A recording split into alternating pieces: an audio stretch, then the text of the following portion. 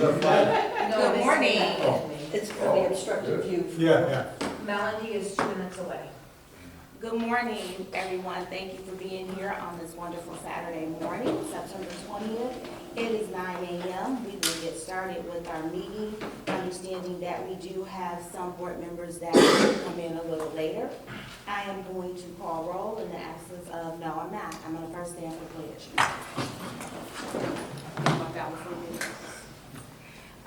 Mr. Ambrose, do you mind leading us? Sure. I pledge allegiance to the flag of the United States of America and to the republic for which it stands, one nation, under God, indivisible, with liberty and justice for all. Thank you. And now I will call roll. Mr. Ambrose? Present. Mrs. Abby Mitchell? Walking in. Dr. Weaver? Here. Mrs. Hines? On our way. Mr. Cox? Present. Mr. Roshan will be late and Ms. May present. Thank you, everyone.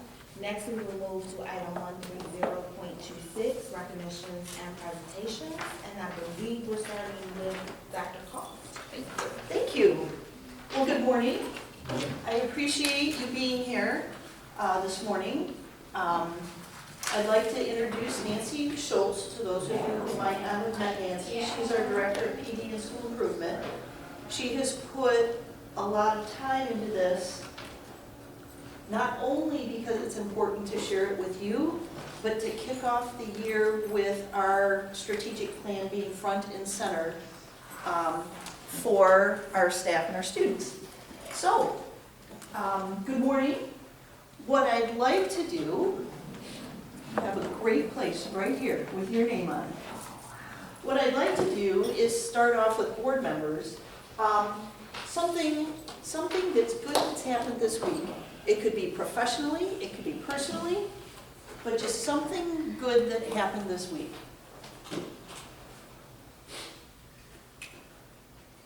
So I'll start.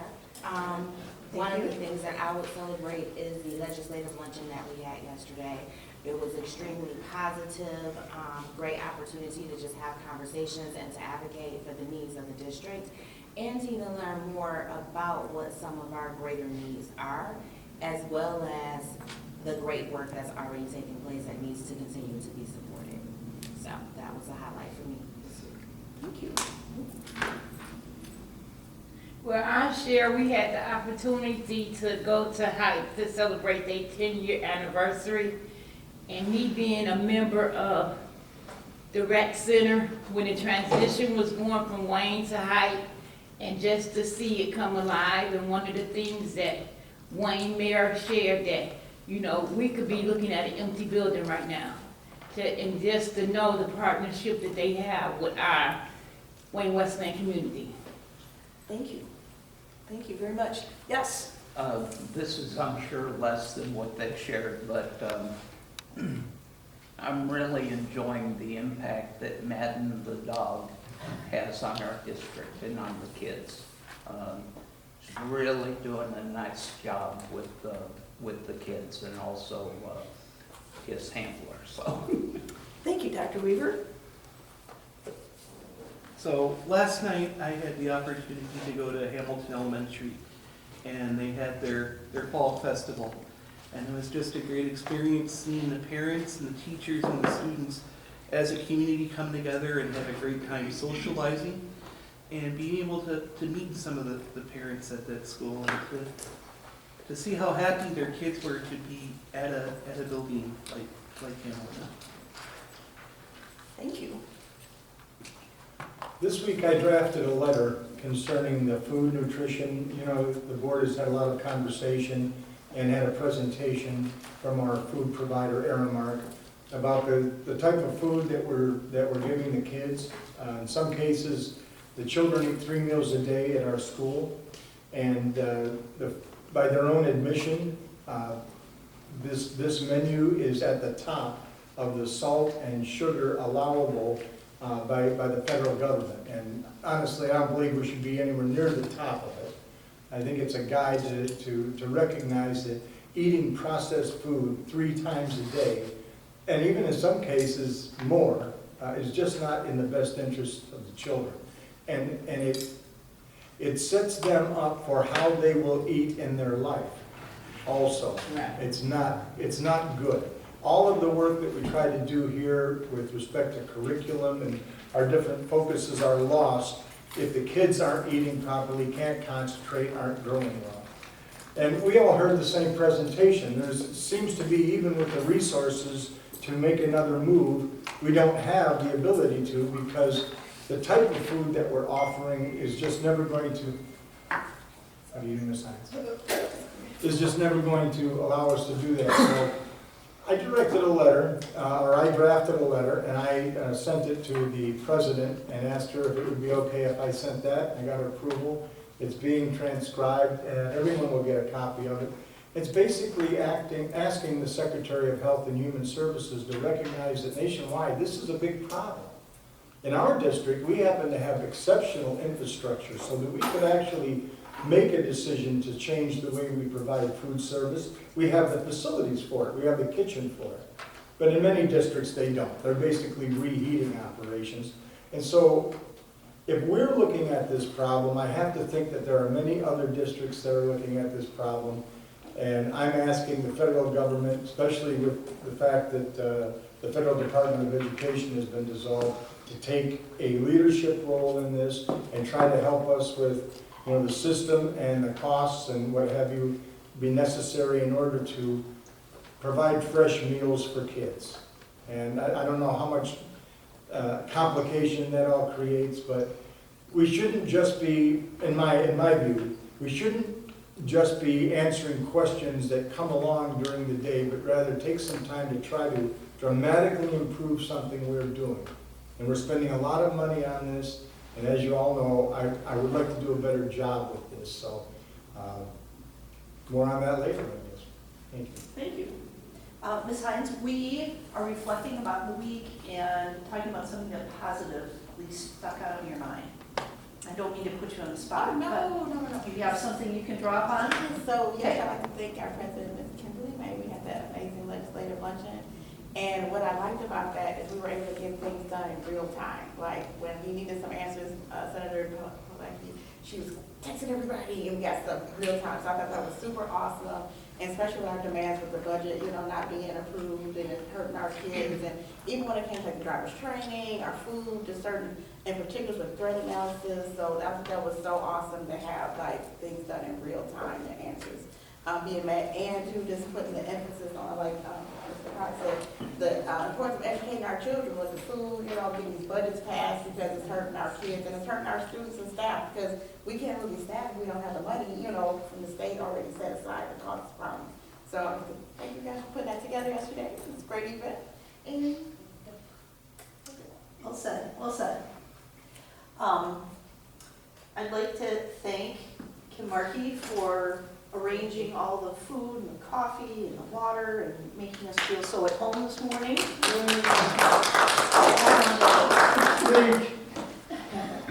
And thank you to Jewel, Alex, Scott, and Angie for giving up part of their day to provide some insights along the way with us.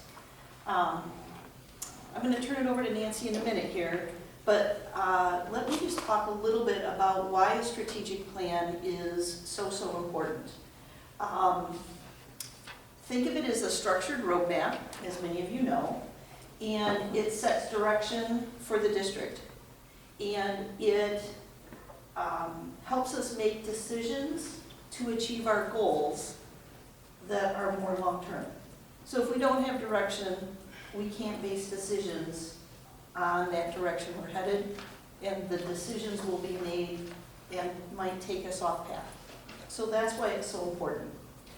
Strategic plans not only usually include a mission and a vision, but goals and objectives for us to know our milestones, and then how are we going to measure that. And in my first month of being here, I sat in our district school improvement committee, and it had representatives from all schools, instructional coaches, central office, all walks of our of our organization. And just sitting and listening, what struck me was the incredible alignment that Nancy has put together, not only vertically, everything from our littlest learners to our 26-year-old special ed students, for example, to horizontally, what's happening from elementary school to elementary school, or middle to middle. And that is uncommon. It is very uncommon that your strategic plan is so grassroots driven. It is a living, breathing document that gets touched upon many times throughout the year. It involves all parts of our organization, and I was so proud to come into an organization that had this foundation, because in many other places where I've been, the strategic plan sits on a shelf. Or you're like, oh, we have to check a box and we'll get a meeting together, and for the sake of just meeting. So I think the information she is going to share is going to be very valuable. I was excited, Ms. May, when you asked if we could do this, because I really think this is a highlight of Wayne Westline. So, Nancy, I'm going to turn it over to you. And she has worked hard with Joe Orban and other members of the department, including Angie, and been to every school since the start of school to bring this presentation to you. I wanted to ask a question before we started, and it's not towards you, Nancy, so this is a board question, right? Please. Because I want to put this out there. We, as a board, never voted to accept these goals, and I think that with the work that's being presented today, I'd like for us to think about that, because perhaps at our October meeting, this could serve as maybe a first read, and maybe in our October meeting, we vote to accept the goals once we have seen this presentation, because I think it's important for that to be on record, that, you know, we support this work that's being done in that manner. So I just wanted to lift that piece before we started. Thank you. Thank you for lifting that, and I think that in the creation of this, it was to get the best foot forward that we could as a proposal to you, and to move from there. So consider this your proposed strategic plan. Okay. So MyKIP is the platform in which we use to put our information in with the state, and it has changed considerably over the years, the way that we document and the way that we measure progress at the state level, and it's become a much more authentic and living and breathing and iterative process that allows for real-time improvement and changes. And so it's an exciting time to be working in school improvement. So as you listen, I want you thinking not just about obviously, if you agree with these type of things, if this is something we're going to accept or adopt, but also for ways in which you can support what you're hearing about today. And at the end of the session, we're going to workshop some ideas. We'll see how far we get, and I have some sample ideas for you if you need them. So at the end, we're going to talk about and workshop ways in which the board has a role in supporting the district's strategic plan. So, a little bit of past to present. Historically, and this is pretty uniform across different districts, the past, the strategic plan was based upon perceived needs rather than data. And now we have worked together with our district improvement team and buildings to collaboratively identify challenges and goals and evidence-based strategies to improve those. In the past, school improvement has been centered around arbitrary growth indicators such as a 5% increase on MSTEP or a 3% increase on NWA. And now MyKIP supports measuring things not only by growth data, but more so in the early phases by implementation of those goals.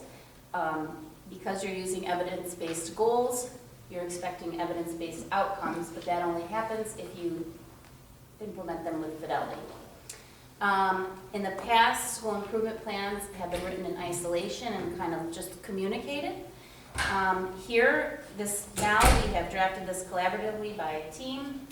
We've shared with building admin and teams for feedback. And our building goals are all aligned, supported, and reviewed by district visits. And we also have the annual end of the year summit to reflect and celebrate, which some of you may have had a chance to come to. This is the vision and mission that was adopted, well, not adopted last year, but proposed last year and is still a work in progress as far as our core values. But our mission is Wayne Wesleyan Community Schools provides a high-quality, evidence-based education that ensures the success of all students. And our vision is our because Wayne Wesleyan Community Schools provides an equitable learning environment centered around positive relationships and practices where every student is supported equitably. And then those are some of our proposed core values that were kind of hashed out. This is our continuous improvement process that we follow, and it follows the MyKIP format pretty much lockstep. But we go through data gathering. Sometimes that's MSTEP data, SAT data. Sometimes that's street data based upon what the needs are happening in our buildings in real time. And then we identify what are our challenge statements. If we do this, then we would expect these results. And that's usually your big goals that are about 3 to 5 years that take to accomplish. And then we create our annual goals from there. What is the first big rock we have to move in order to achieve those goals? And then our buildings align to those goals, and our content areas align to those goals as well. So some of the things that used to be owned by the building as far as improved math scores by 5% at the high school and secondary have now moved into each of the content teams to develop a goal that relates back to the district goal so that they're more realistic and noteworthy for those teams. Then our job is to, throughout the year, implement and progress monitor how we get there, and acknowledge the incremental outcomes that are the interim targets along the way, and then review and reflect. We determine if our goals were attained, and then we reflect upon the process and identify the next goals, or if there's something that we need to dig deeper within those goals to go towards improving the cycle. What that looks like as far as the human resources, it starts with our district improvement team, which is a cross-section of a whole lot of people across the district. And then it flows into our principals, some of which who are on the team, and then the principals give their feedback, align their goals, and then the building improvement teams go that are directed by the principals, and then also into the content leads. And then you'll see the school board, the role in which you can play is to adopt the policies, approve budgets, and ask critical questions in supporting the plan while engaging the community. And then we have our annual district summit that's kind of a culminative celebration at the end of the year to recognize the work that's been done and to reflect upon, did we meet our goals? We invite community members, we invite the families to that, and you as well. So that's kind of our culminating activity at the end of the year to then move us into the next year of work. What you're about to see is, I don't want you to have any question that this is a real practice that's happening. So these are some testimonials straight from some of our administrators at the building level. And I want you to hear that this is real boots on the ground work. I would say my first few years here, I think that the best way that I could describe everything was a little bit chaotic. There was no consistency. I think the last few years has been absolutely wonderful in terms of school improvement.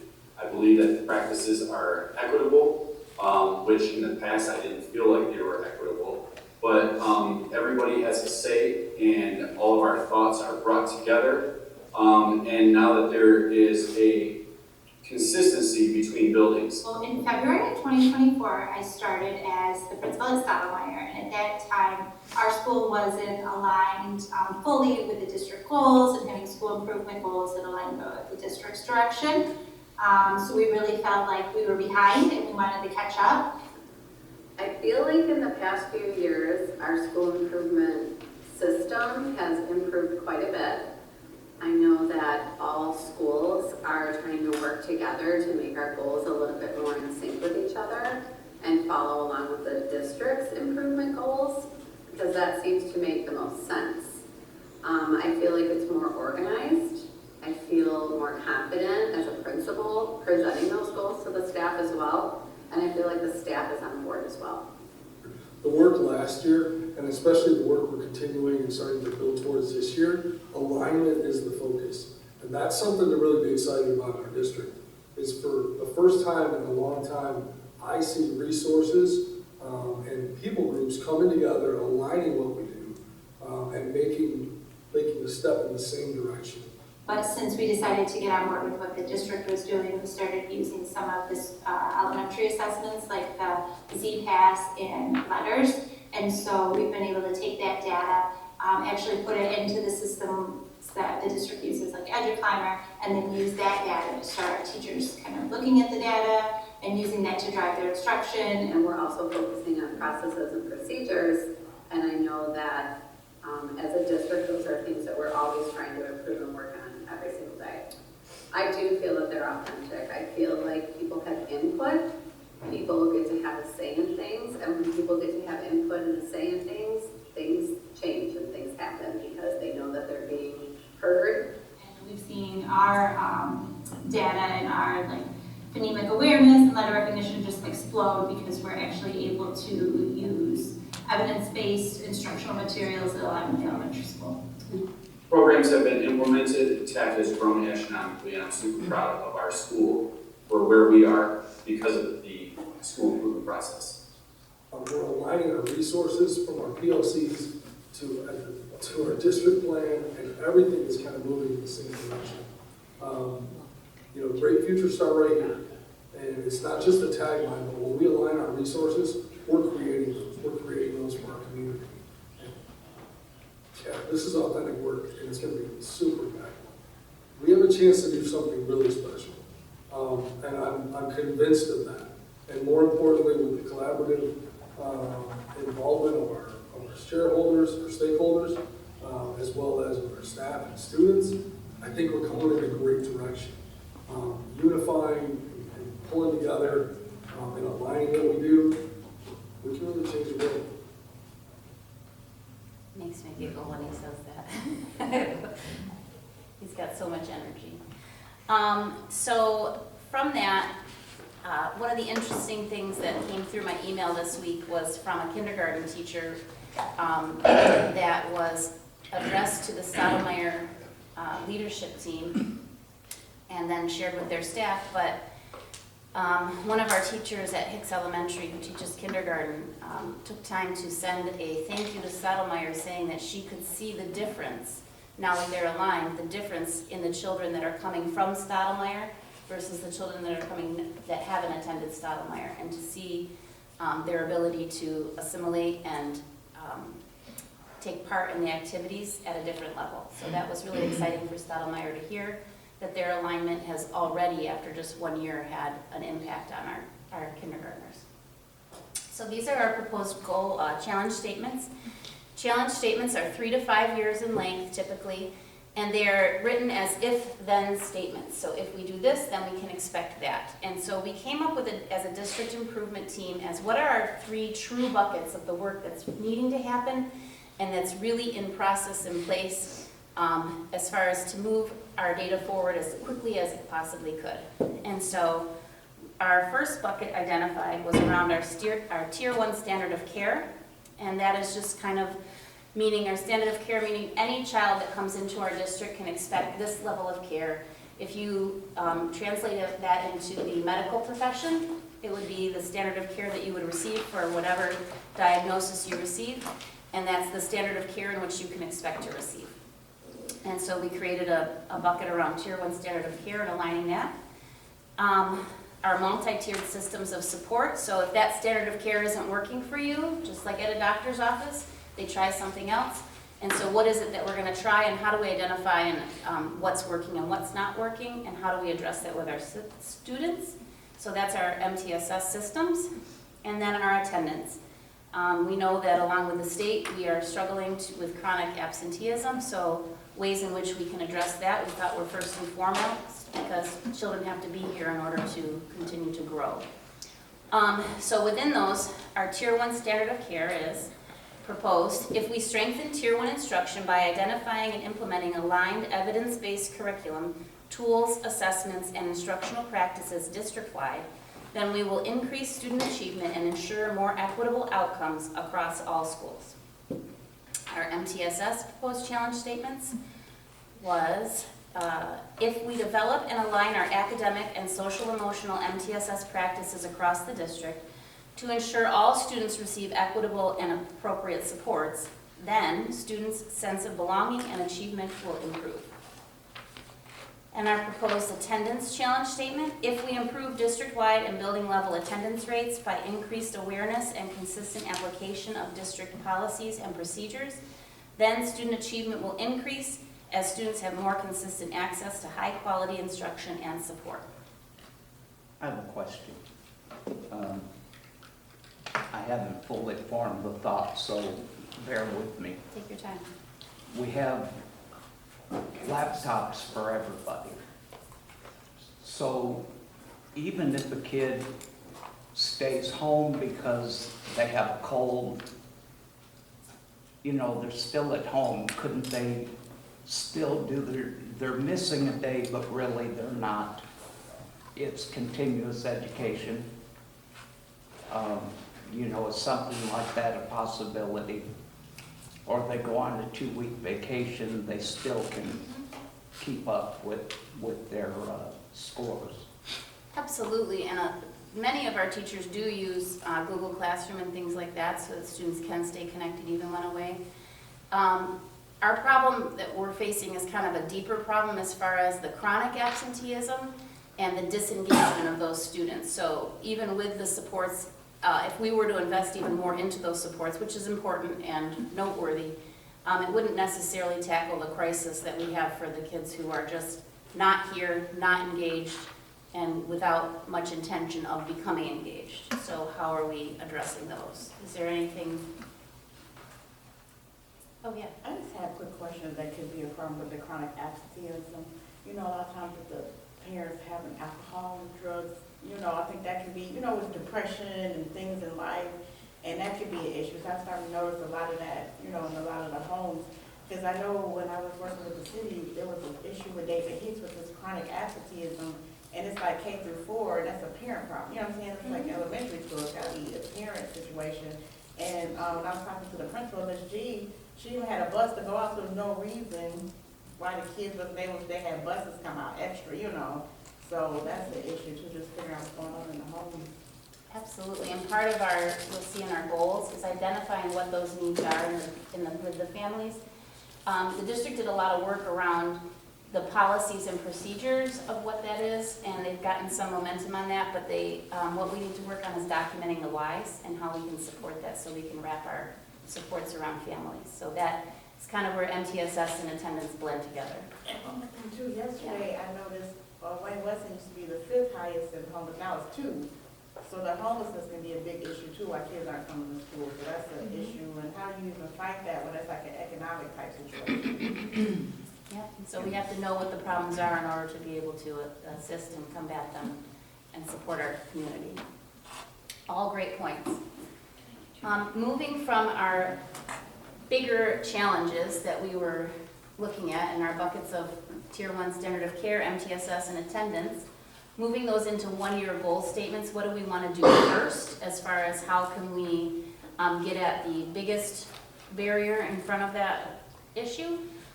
As a board and as educators in general, we want to see real progress. And we want to be able to measure that progress. In order to measure that progress, we have to know what the input is.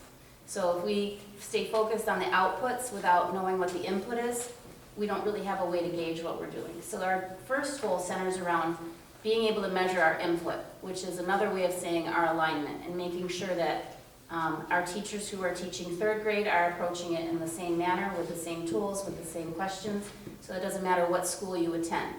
That our 7th grade math classes all are offering the same pacing, the same supports, the same resources, and things like that, and so on. So for every grade, that's happening. Once we have that in place, then we can begin measuring and paying attention to our outcomes and making those tweaks. Right now, our data says we have a critical need for some tier 1 structural concerns to happen, because our data is showing not 80% of our children achieving outcomes that we are looking for, but more so 20% of our children are. So we need to get those tier 1 instructional practices in place. Nancy, can I jump in for a minute? Please. Angie, you gave me a statistic this week about 7th grade math. Do you remember what it was? I don't think it was 7th grade, I think it was SAT. Yes, And yes, you're right. It was 7% of our students were proficient. And so certainly that is something that Joe and Nancy and I definitely, in those data meetings, it's a concern, but it's so much more than a high school issue. I mean, it's just layer upon layer of prerequisite skills that kids need. So I think, I've been super impressed with the work that Nancy's doing, and Joe has lots of institutional knowledge to help explain the data. But certainly. So to your point, if 7% of our students are proficient, that means 93% are not. Right. And why tier 1 is so important is because that means that our teachers as a whole need to tighten up how and what we're teaching. We'll never intervene our way out of it. Right, you can hire all the math interventionists you want, but you're not going to cure the problem with 93% not being proficient. What are you thinking, Ms. May? I just want to clarify, just because this is being filmed and we have 4 years, so SAT is given in 11th grade. So just, I want to Thank you. And then understanding that when we're talking about this, we're saying that we're looking at kids that have been with us since kindergarten. Potentially. Yes. And that, of course, not all 93% have been with us since kindergarten, but maybe have, right? And understanding that when you talk about tier 1, we're saying from pre-K, potentially K, through 10th grade, mid-year of 11th grade, students have missed somewhere along the line that tier 1 foundational learning, because really when you get to the SAT, that's common, it's cumulative. And so, okay, I just want to Thank you clarify for so adding the that whole and bringing it into Yeah. our conversation, because that's so important. And it's kind of terrifying for me to tell you these statistics, but yet if we don't realize them, we're not going to get any better. And that's I think our whole motive. I'd just like to say that this is the same conversation that I've been having for like 30 years in this school district. And for many of those years, the challenge to being able to achieve that goal was that we simply did not have the financial resources to purchase the curriculum necessary to fill every classroom. That's the reality of it. And so what instructors would do is they would cobble together an instructional program, based upon their collaboration with their colleagues and from other venues, and we would end up exactly with what we're dealing with. Everyone trying to do a good job, but running a separate show. Then when the voters provided us the resources to address that, we had people who were so stuck in their way. I remember a story, I was told that the superintendent walked into a classroom and saw a curriculum that had been purchased 2 years previously, still wrapped in the plastic at the bottom of a closet. Wow. Because you can pass all of the, we can go ahead and vote as a board what we want people to do, but they actually have to do it, and they have to be monitored to see that they're doing it. And that's exactly the point of MyKIP in the implementation goals, the way that they support that, is they want to ensure that those things happen with fidelity. So when you adopt a new tool within a classroom that is being used. But another piece of our first goal is the term curriculum. How are we using that tool? Not just the tool being the curriculum, but how are we using that tool so that we can understand that does that tool meet our needs? So that foundational work has to happen And part of that has to do with building in accountability and fidelity checks. This is something that we've done very well with our literacy in our K-5, and I can stand before you and say with 95% assurance, well, no, with 100% assurance that 95% of our classrooms at least, and I'm just giving you wiggle room for error, are aligned in their instructional approach and in their tools as far as how they address foundational skills and the knowledge building portions of Scarsborough Road. So it is possible, and even in a district this size. But that's something that districts everywhere kind of have trouble with as far as monitoring and ensuring the fidelity of what they're doing. And so that's a big push. Within our goal, you'll see the first big step is to create aligned common assessments.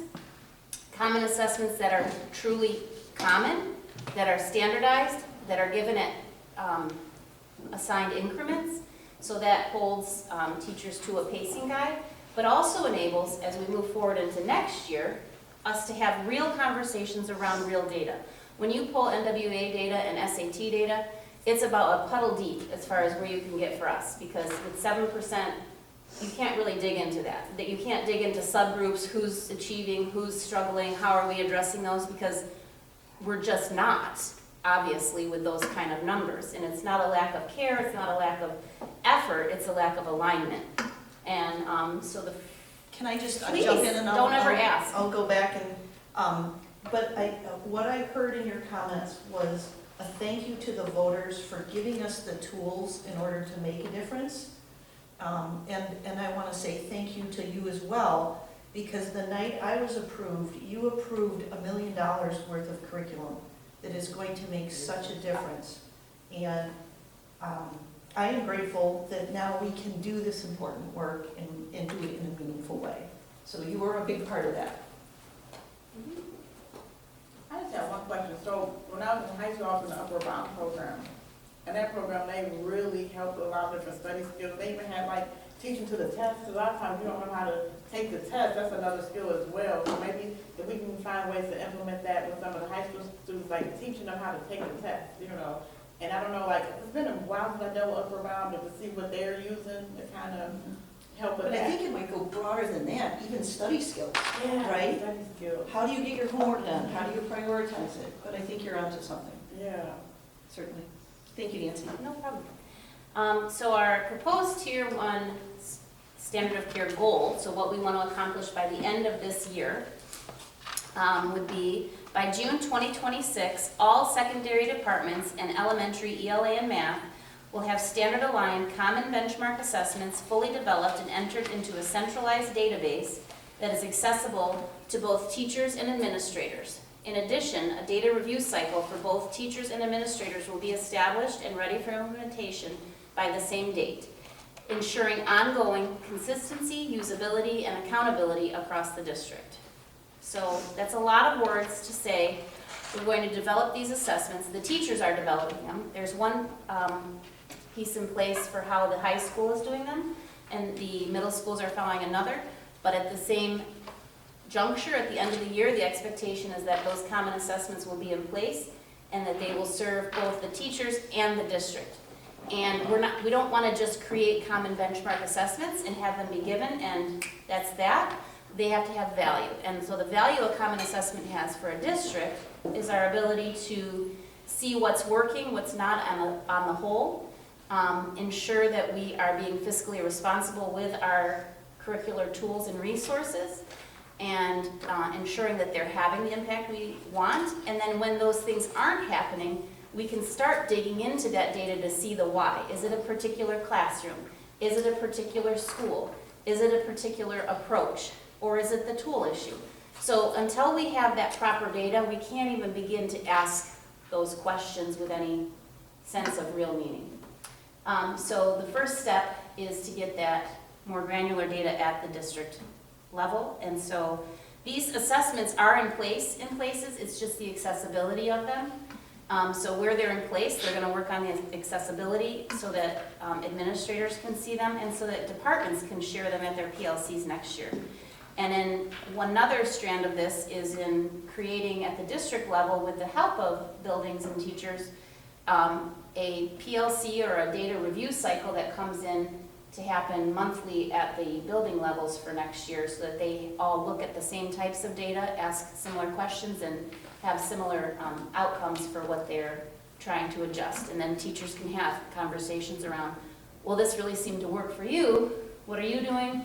What am I doing? And then we can start to come together as far as how those things happen. Our MTSS, or multi-tiered system of support goal for this year is, and this is in place really strong at the K-5, and so we want to roll that up, and in an effort to equitably support the social emotional growth and sense of belonging for our students while increasing academic outcomes, a secondary MTSS process will be created, documented, and aligned in process and implementation across all 612 buildings by June 2026, with full implementation beginning in fall 2026. All K-5 schools will continue to refine the MTSS process by providing support to teachers with small group instructional planning and documenting while aligning pre-K to this process. So in short, it's developing a system. Our 612s have some systems in place, and they look different in each building, and they have different strengths that they bring to the table. So we want to form a committee that brings those all together, get into the building, see what's working, piece it together into one excellent system that's strong and used by all 612 so that we can target areas and know how to address students with academic, behavioral, social, academic, social, emotional, and attendance concerns in the same unified way. So developing that team approach. Who's at the table? How do we talk about it? And what do we do with that? And then our attendance goal.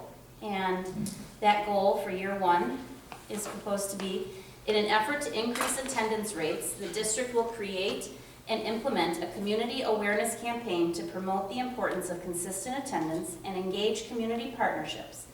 In addition, the district will refine and implement updated chronic absenteeism policies and procedures by February 2026 and develop a consistent and documented system of support around chronic absenteeism by June 2026. So basically, at the district level, that looks like raising awareness of the importance of attendance and being in school and the impact and effects that can have on your child if they're not. Possibly including, and these are all proposals that the steering committee will be working around with attendance. Possibly putting the rates right on the report cards and then engaging community partnerships. Do you remember Book It? If you read 10 books, you get a pizza from Pizza Hut type thing.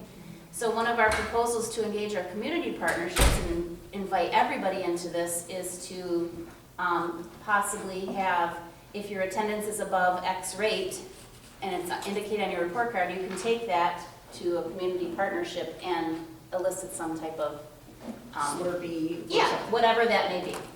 So that's kind of the high level things that we can do to promote, but also we are looking at different policies and procedures around chronic absenteeism, such as what do we do when a student is absent for 10 consecutive days, let's say. The state doesn't dictate how many days that has to be.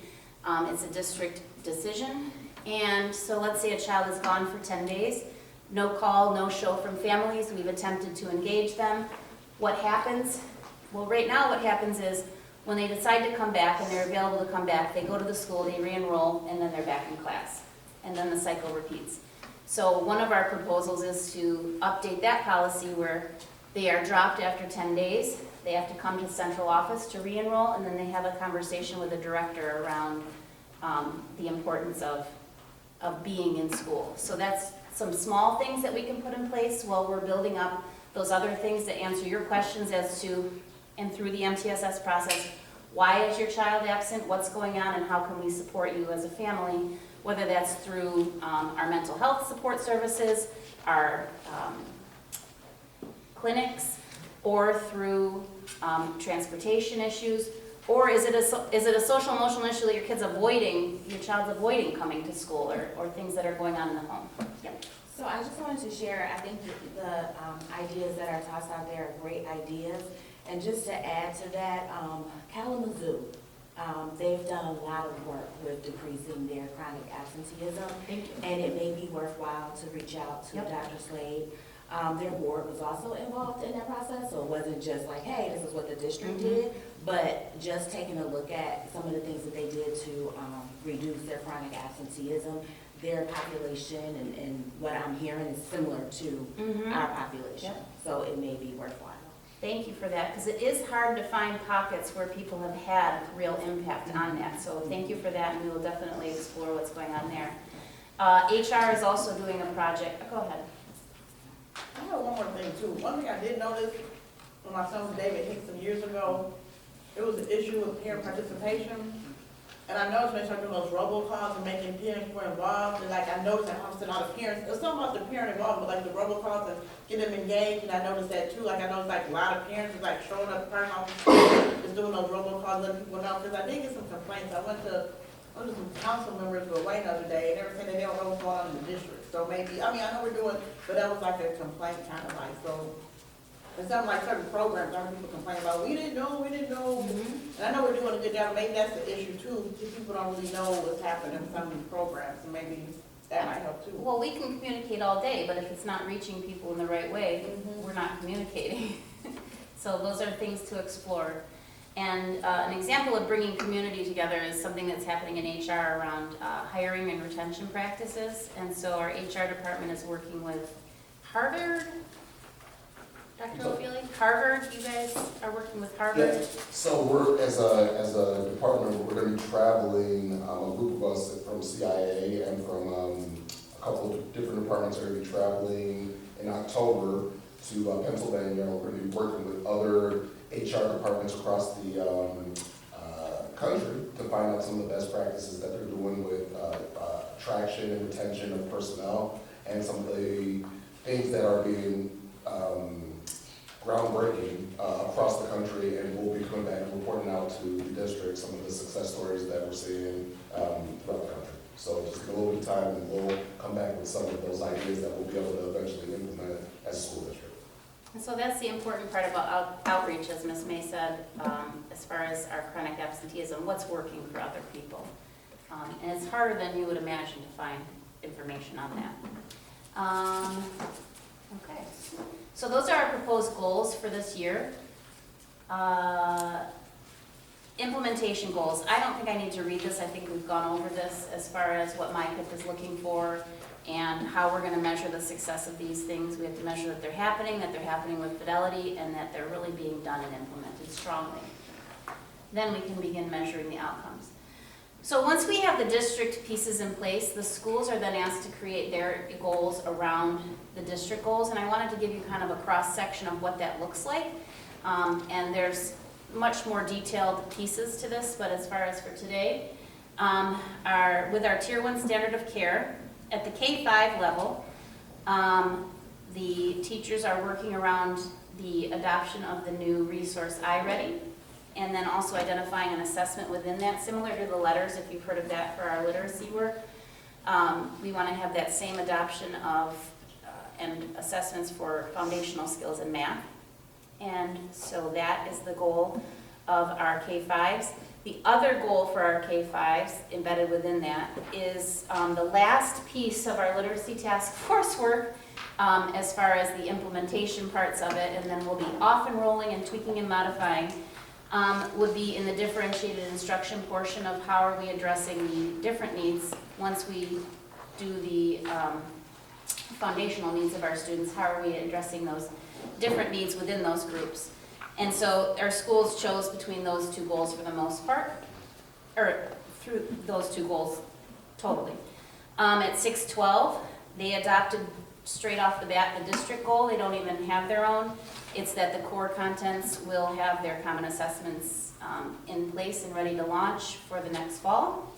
And then Ford Career Tech is similar, but it's around career portfolios and aligning their specific content clusters to the different career clusters that they have. So you can see even Ford is involved in this, and our pre-K, kind of incredible. And those Tier 1, if you look at the bottom, those are supported by our instructional coaches, our CIA department.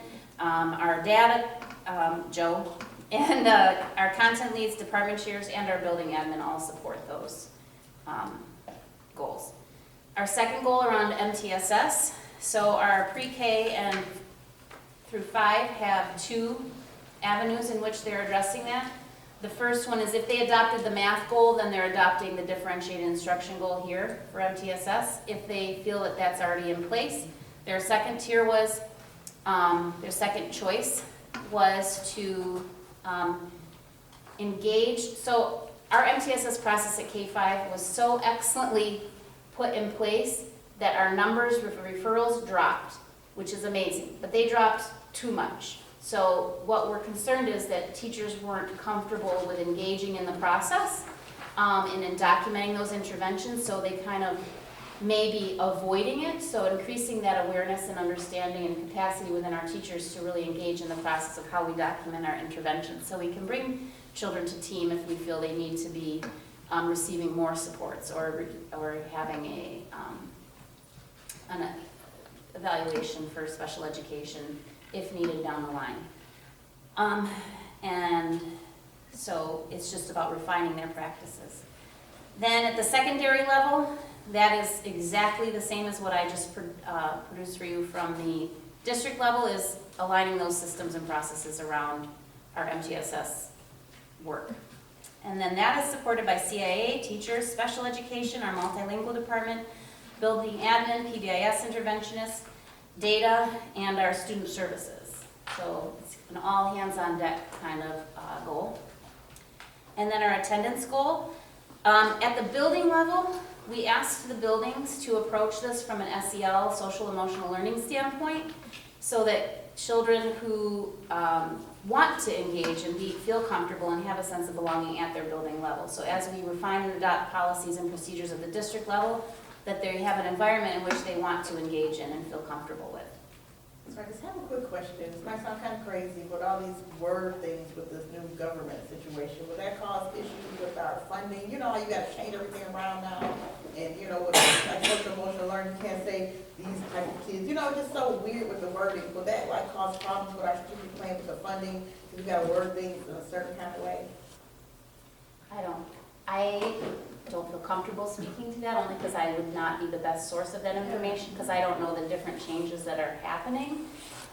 But I do know that regardless of what the federal government says, our aim is to make sure that all of our learners are supported, and especially those learners with more exceptional needs than an average child coming into the district. So whether that be a multilingual learner or somebody that's lower on the socioeconomic ladder, that they have our services and supports. I do know like the cuts with the multilingual learners and our immigrants, that just becomes a district general fund issue too, and switches over to that. And so our children need support. So regardless of who's paying for it, it's got to come from somewhere. Would you please? Does anyone have anything to add? I think I can speak to it a little bit. You know, we talk about, Nancy and I talked about it quite a bit, belonging. The term belonging. Belonging being for students to belong, staff to feel like they belong. It's a precursor to learning. You know, kind of on that hierarchy, we need to feel like we belong before we're going to be successful in learning. And I think regardless of federal government and mandates and questions around SEL versus DEI, that the term belonging, access, equity, those are all, that's for all kids. And I think we can still, you know, reach the goals and put supports in place, even in the circumstance. But I understand what you're saying, and I think Jewel could probably even speak to maybe if there's things particularly that districts had tied to a term like DEI, we can rework that under an umbrella of belonging. And we routinely get legislative updates. If there's anything that's a hot button item, we work collaboratively as an organization to make sure that we'll, one, alert the appropriate people, and then make any necessary changes that we need to make. Yeah, thank you. This is so touchy. It's like a, you know, just because of a word or letters, you know, it's not like, and it's already embedded in the system before whatever happened is already embedded. Like, and changing things and positions, and like I said, we have more multilingual children in the district, and even like when we had our legislative update about like, you know, registering kids for like the lunches and, you know, with the ice and, you know, everything is so tricky. And, yeah, no, go ahead, please. I was just gonna say, equity is at the foundation of all of our goals here. You can see equity, equity, equity, equity. Were you coming out? Yeah. My apologies. It didn't have anything to do with that. So that's why I was like, I'll wait till you finish your Oh, yeah, statement and make sure everybody had all their questions answered around that. So I wanted to go back, but not go back per se. Not so much as into the My Kit slide, but one of the things this has been great. This has been absolutely wonderful. So thank you for that. But one of the things when you started, you kind of talked about the role of the board, right? And so when you got to the measurement slide, you talked about the My Kit piece. But from the lens of the board, we always want to know when we're investing in resources for $1 million, what's the return on that investment, right? So while My Kit has one way that you measure, and we know that this is long-term, but we're looking at goals that are set out for a year.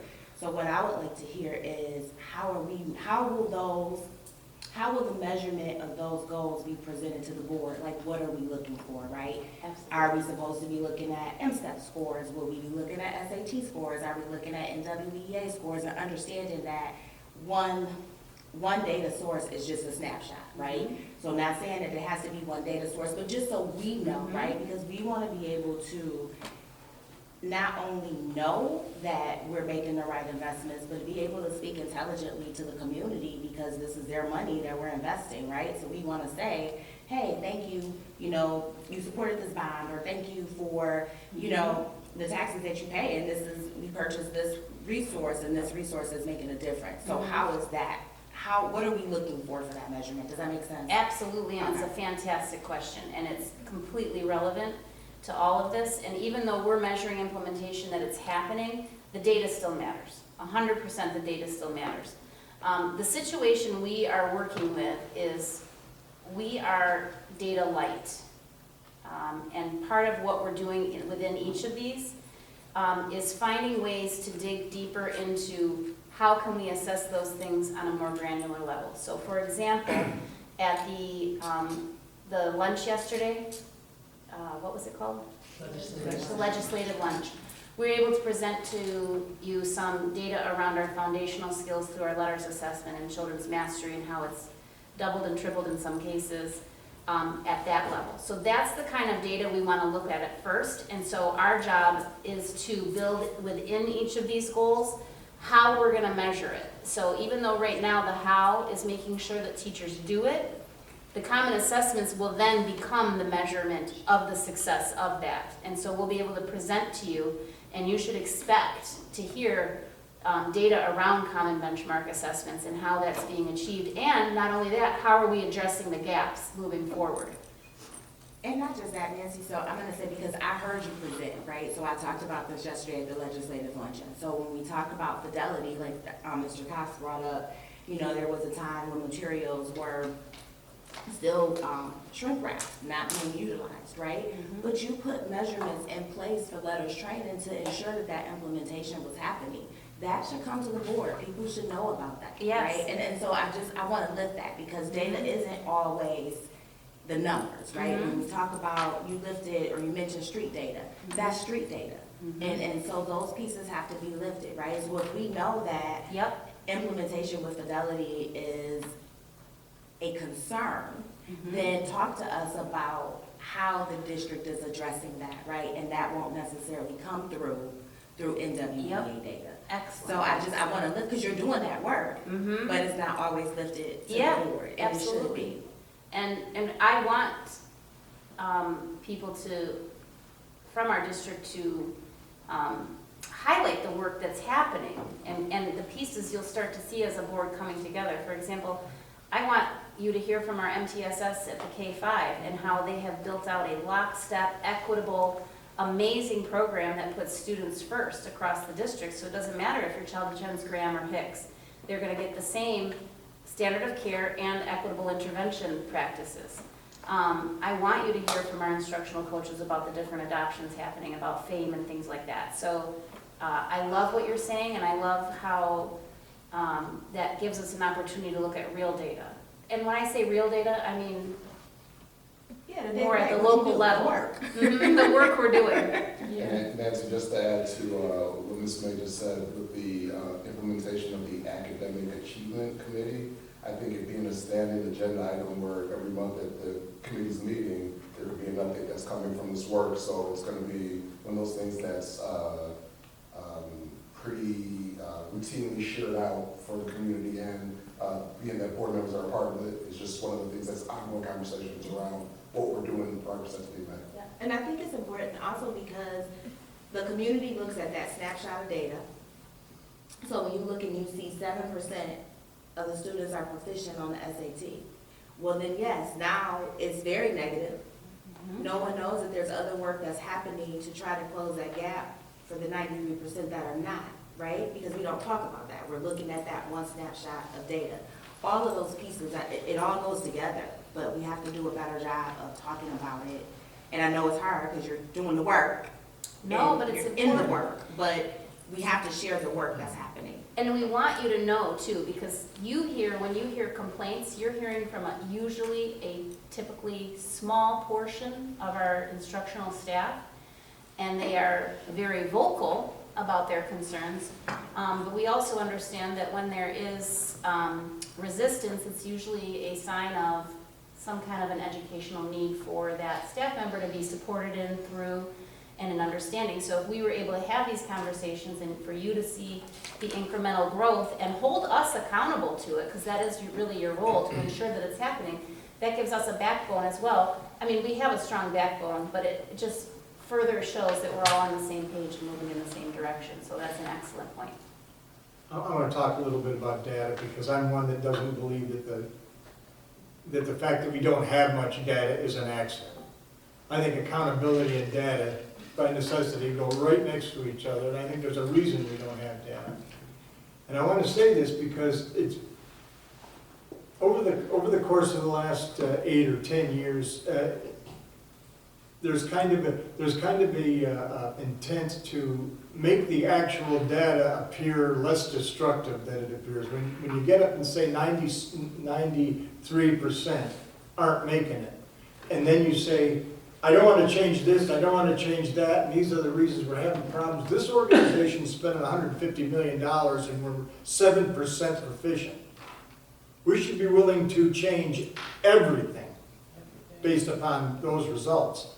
And the biggest mistake we can make is cajoling these data points so that they don't say what really is going on.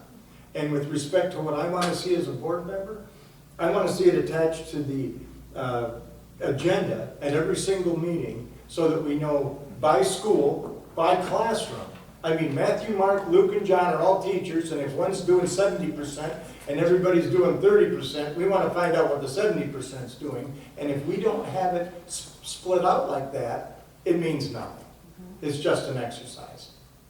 So I am going to be interested in seeing actual facts, no matter how bad they look, because we can't fix a problem we don't know is there. And if you're not seeing facts, it's probably not being fixed in a way that it should be being fixed.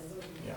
And maybe as a board, we need to look at when we have the schools come out and report, maybe we need to change that focus a little bit from some of the social activities that are going on instead of what's actually going on in the classroom.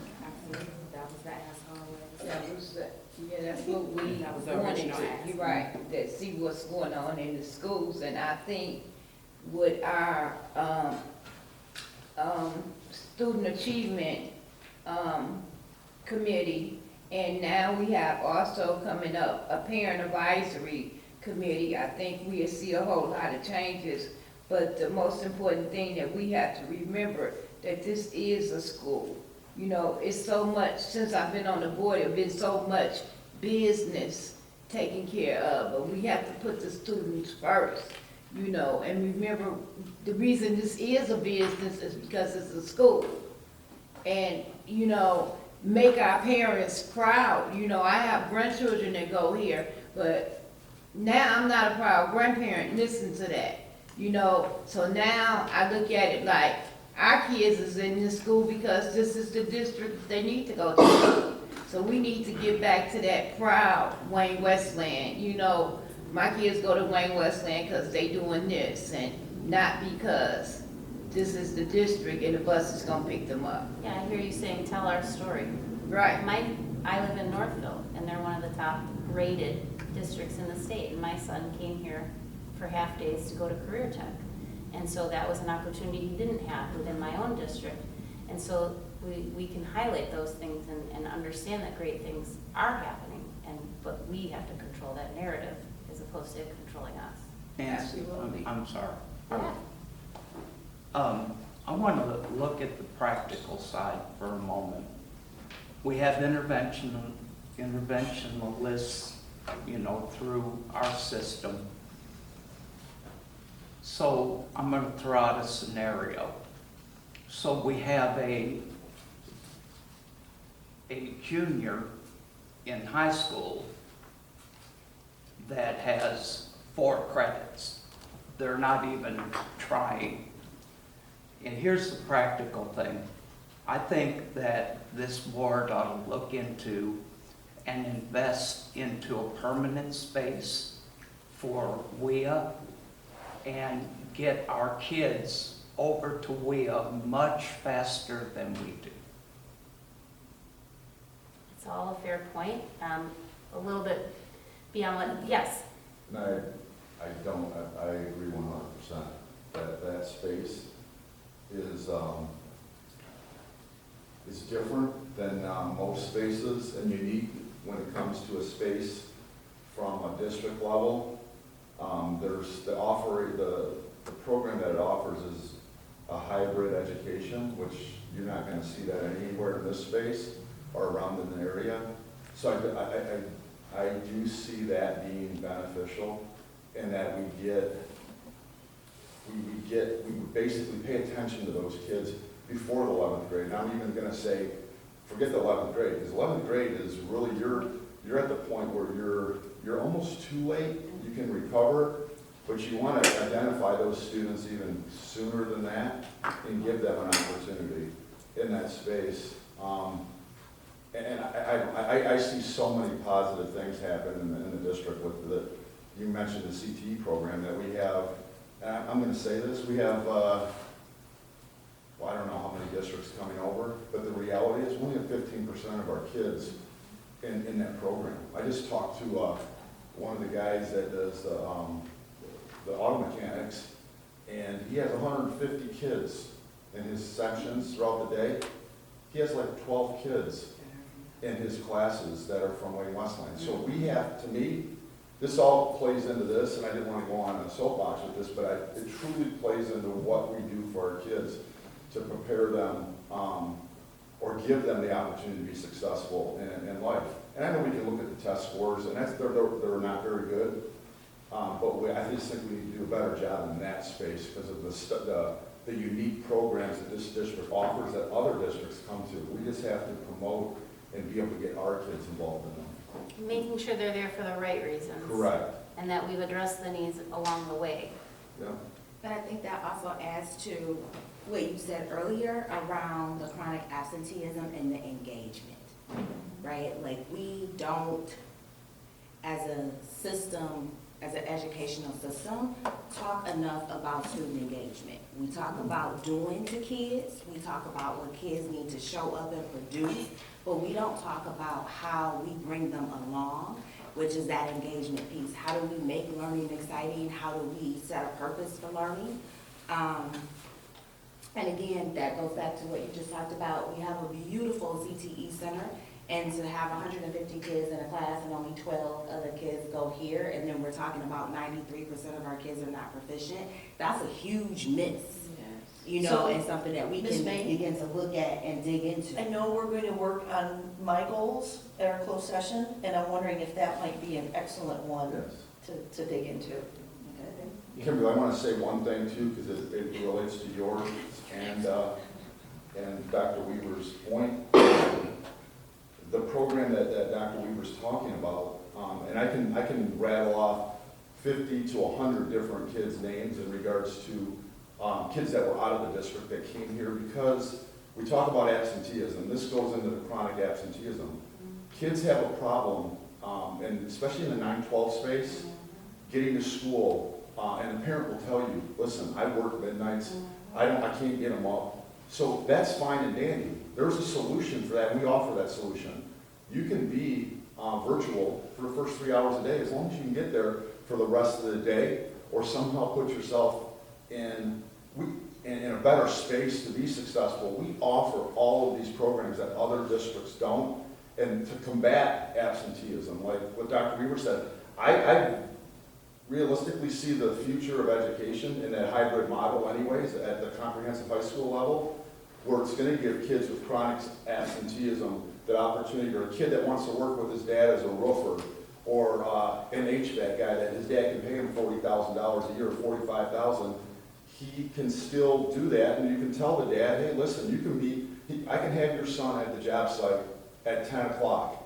He just needs to be here for a couple hours in the day, and we can do virtual the rest of the day. So we truly are doing the right things here. I mean, when I talked to Catherine when she got here, I said, this place is special in regards to the 6 other places I've been in regards to the offerings that we give kids. We just, I don't think our kids know, I don't think we advertise it enough, and I don't think we do enough, we don't do our kids a service to put them in a space to be successful. And that's my biggest, I guess, complaint, so. And I just want to just piggyback off of what Scott said. Then Luana gets to speak, because Yeah. her hand's been up for a I'm very sorry. long time. I didn't see yours, Luana, sorry. Go ahead, I'm a gentleman. Go ahead, no, go ahead. I'll be real brief with what I was going to say, because Mr. Ambrose made a comment about being a little bit more targeted in the conversations that, or the points that our principals are hitting on when they come to board meetings, and giving them a little bit more direction. And then as far as like equity or being engaged, we have some buildings, I'll use like TAP, for example, where they were doing some magical things to really come together as a staff. And I think it goes back to what Scott's also saying. We have pockets of things that are fantastic, that even people outside of the community are taking advantage of more than we are. If we're collectively saying, and it sounds like it might even be a goal at some point of Dr. Cross, just having a more targeted approach to how we're highlighting what's going on in the district and what our focus is as far as gains being made in certain buildings. Then we'll be able to kind of package all the great things that are going on. So what I wanted to say, like you said earlier, people like to know that they belong somewhere. You know, building that personal relationship. So like at graduation time, us as a board, we usually hand the student a diploma. Those students don't know us. So this year, one of our schools, the principal decided that he was going to hand each one of his students their high school diploma. And that's what he did. That was relationship that he built with those students. And so when those students have an opportunity to purchase their pictures, because they can purchase the pictures, they'll have a better chance of purchasing the picture with their principal than a board member that they don't even know. So we have to build that relationship with the student. We have to make them feel belong. We have to build that relationship with the parent, make them feel belong. So we got to figure out how to do that, and we can raise those grades and raise those achievements and get our kids in career tech. And maybe even choosing their own pathway of what's going to work for them, whether that's going through the programs that and when are we intentionally engaging them in those conversations to determine what's the best path for them. And I think we need to start earlier before ninth grade. Ninth grade is too late because they don't understand the importance. Like when you're a baby, if you mess up in ninth grade, you already messed up. Yeah. So, especially with attendance. Well, we have had so many kids just move to the ninth grade with all ease. You know, the discipline is just like, see you next year. So next year when they get to high school, they got all ease, they didn't fail. Because they haven't did any virtual work. Yeah, I mean, mean, it has to start in kindergarten. It has I don't to think start any at kid comes to Stottlemyre. school every year and says, hey, I don't want to be successful this year. But the fact that Luana just said that is true, that the kids don't come into school, and I truly don't believe that. Like, talk to some of the teachers, they'll say, well, his brother Paul was a bozo too, you know, so he's gonna be that guy. And this is the reality of what happens. And then Scott doesn't have a chance because his brother, and they get in that mindset, but every kid that comes to school, and I believe at every level says, you know what, this is my year, I'm gonna be successful. But to Luana's point, they come in and they might be so far behind the 8 ball in regards to academically that it's almost like we set them up for failure. We put them in the same learning environment. So I was gonna say that, in addition to what we're talking about creating a dedicated space,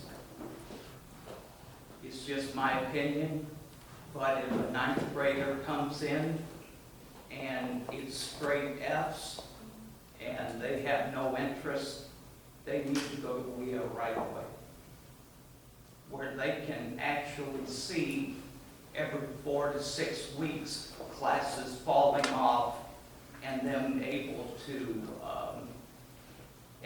see their progress more rapidly.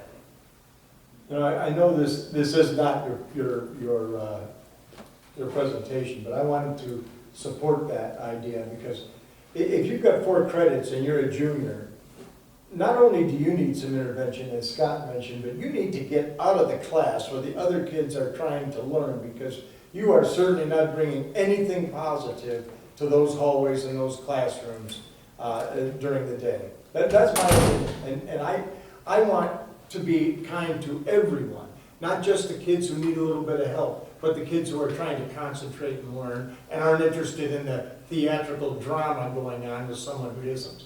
So I just want to say I support that. And data says 85% of behavioral issues are tied to academics. Yeah. And so I hear you saying, let's get to the root cause, and Dr. Weaver's saying, let's do it sooner and find a place where they can be successful. Well, you know, Melanie said earlier tonight about, she addressed some of the challenges that we have with attendance. Let me just say, yeah, right, and they still aren't here. So whatever the problems is, you know, ingrown toenail, dad's a drunk, they bought a Plymouth, it doesn't matter. They're not here. And it can't happen. The nutrition can't happen, the education can't happen. So we gotta get tough because their parents aren't getting tough. So there has to be accountability. There just has to be. So Mr. Cox, I agree with what everyone has said, but one thing when it goes back to accountability, I want to make sure our counselors and our administrators are aware of those kids that are going in that downward trajectory. Because what I don't want is for a kid that has the aptitude to succeed, but for whatever reason is disengaged and doesn't feel connected to the school, that we haven't done multiple things to get them back on track. Because what I found is some of our schools do a much better job from the onset of the school year trying to connect with those kids and connect with those families, where some of them, they are a little bit more hands-off. And I think it goes back to what system we have in place where we're reporting to administration at the central office level and at the building level who we're concerned about. So flagging them early and then coming together collectively to support them. Of course, I don't have experience with other school districts except for the one that I attended and this one. And I can tell you some horror stories about the very well-respected school district I attended, that Wayne Westland Community Schools is far superior. These people, these teachers, these administrators, they know who these kids are. And they know their names, and they know who their brothers and sisters are, and what's going on. They know. And I'm not arguing that they don't. The point that I'm making is I want to make sure that we're tracking any of those kids before it gets too far. So Okay, we're gonna do 2 more comments, and then we're gonna turn it back to Nancy. So. Oh, I thought you were Mr. Roshan. As I hear everyone speak, everyone has a great points. Monday, I talked to some kindergartners, some 4th graders, some 5th graders, some 9th graders, some 11th graders, and some 12th graders in the lunchrooms of their schools. It is essential that we have student voice here. not just in the classrooms, but in our meetings. We're making decisions for students, and we don't hear what they're saying. So I think with all that we're saying and with all that we're talking about, it is essential to have student success. We have to have students at the table. Thank you. We have thank you to Kim, she took notes from that meeting, and already, Dr. Costa and I have a meeting on our calendar to brainstorm and look at some potential avenues for student voice on the board. Could I just say that if you do that, we might need, because what's going to happen is you're going to get the 4.25 student.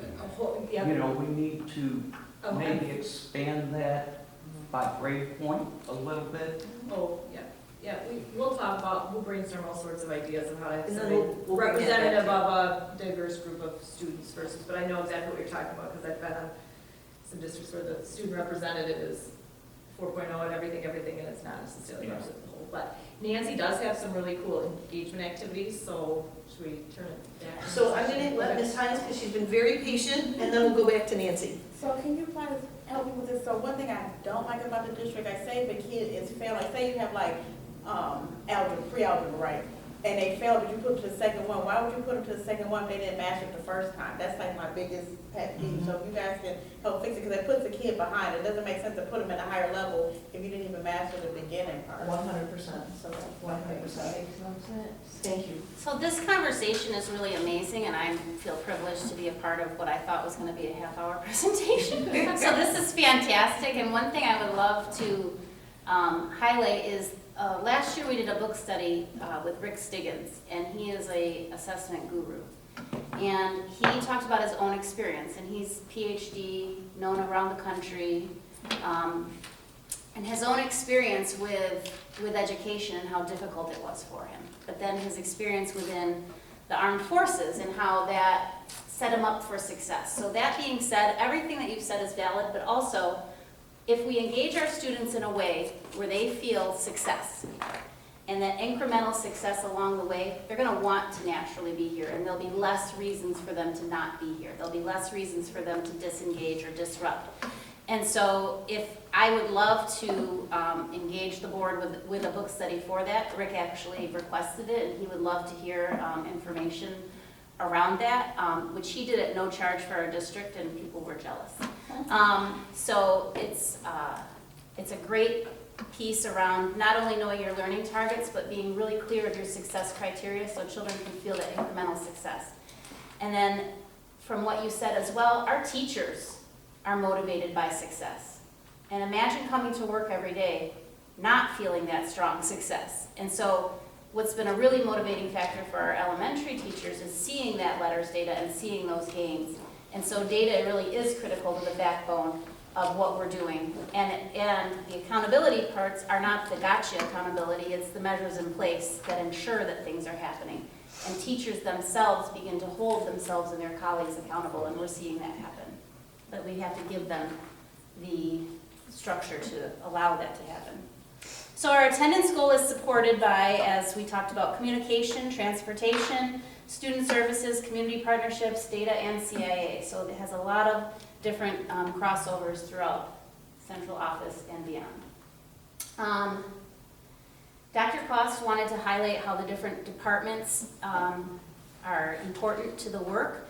CIA kind of being the central focus of all the work, as all these pieces come together to support CIA, who supports our students. So I met with each of the departments, and this is what Scott, Jewel, and Alex came up with for ways that they could directly support the district improvement goals. And I'll give you a chance to look at it and maybe make note of anything that you find relevant or interesting.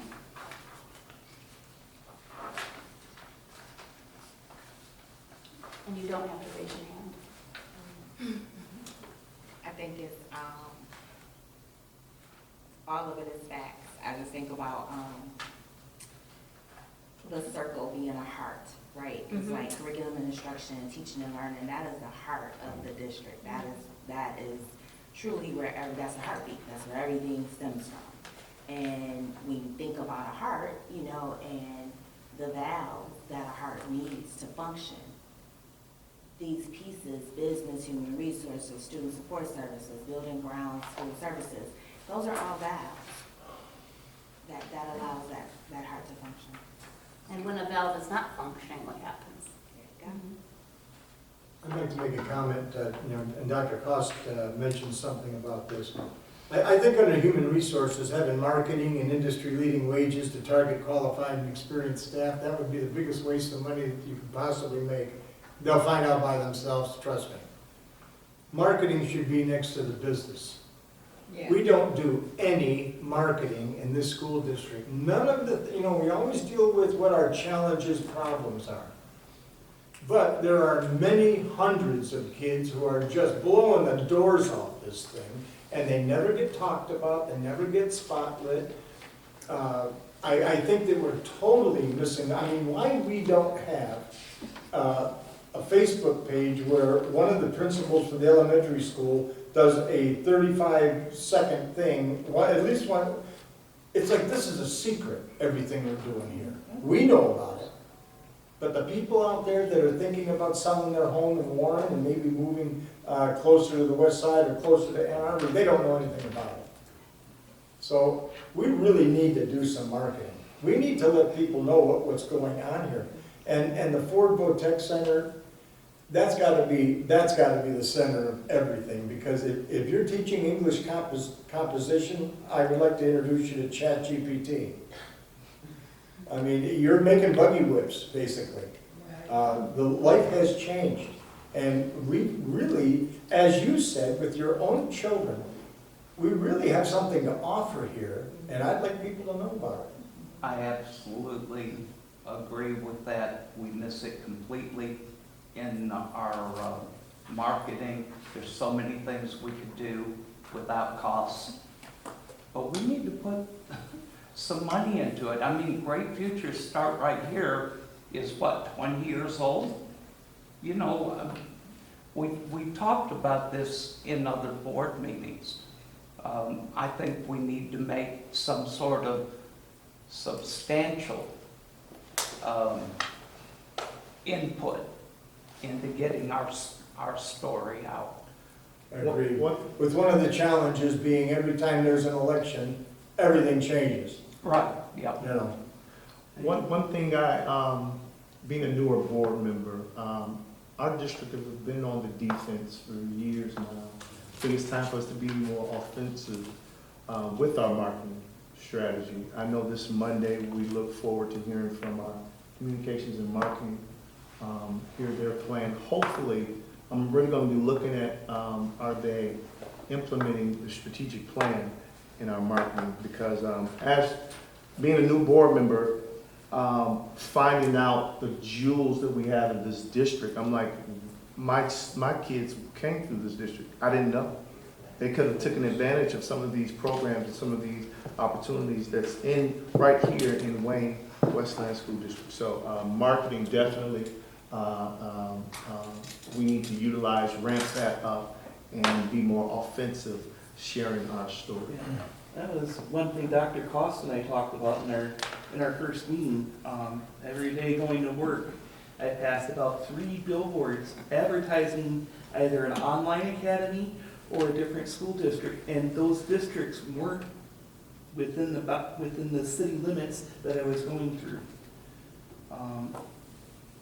I get flyers in the mail for Lincoln Consolidated and Ypsilanti schools, and I live in Canton. I think especially in today's day and age, with the way funding is done now at the state level, other districts are realizing that foundational allowance of getting students from other districts. And Dr. Cost came from a district where 30% of her students came from outside of Wyandotte schools. That we're falling behind that game. Oh. We have some districts that, I just want to say, one thing, so I was able to go to the ribbon cut to the new fire station in Westland, and I met Dr. Ivory for the first time, Wayne County Community College, Sharon Scott. And I'm like, dude, we have a fire academy career tech, they need to come here and have a tour. He didn't even know, like, that's Wayne County, we already have a program. That was all arranged just before we lost $17 million and then found it again. Yeah. That was one of those things that was all laid out, it was gonna be beautiful. Yeah, but the fact that they, don't even know that we have that fire academy, so I want to invite them to come and do a tour. I want to have, because I do like I'm at the CODTE, like they don't even know what we have here. So I'm always everywhere, but we need to do more tours of this facility to let people know. And even with I had a lot of friends in the movie industry, like a ton of them, and this would be, to come out here and trying to coordinate, but school years go so fast, but just to really open it up for more tours for these different organizations and people to come out to see what we do. Great ideas. Great ideas. I was just gonna say, even our own parents don't know what the jewels that we have here. At every game or every event that a parent comes to, we should have a video running about highlighting what we have to offer. And just getting the information out there. But I was gonna say something else, but I lost that chain of thought. I've been waiting so long. But just the advertisement of what we have to offer, and when I get that thought back, And Luana, or Miss Abby Mitchell, I would like to Luana say. is fine. Okay, I would like to say that, I wholeheartedly agree with what everyone's just saying, and Mr. Rashawn made a comment about being on the offensive instead of the defensive, and I think that's a really good way to put it, because unfortunately, over the past few years, we've had a lot of things that we've worked through, and I think we've done an amazing job collectively as a leadership group to get through it. And it's a story in itself to talk about how we're going in the right direction. But the reality is, when we get the most noise coming out of Wayne Westland, is normally for negative things. And you're 100% right, Mr. Cox, that if we are being strategic about how we're marketing the things that are being done, there's a lot to talk about. We just have to come together and have a concerted effort. We have a whole department that just needs a little bit more direction as to how we're going to work as a unit to promote it. I think, can I? Go ahead. The idea, I've been on this board 22 years, and we've always talked about the parents. Why don't we be proactive with parents? Bring somebody in, because I think the disconnect is this. I think the parents are doing the best they know how, but they've got kids standing up in their faces saying, I don't care what you say, I'm going to do what I want to do. So maybe a think tank for parents. Hey, this worked for me.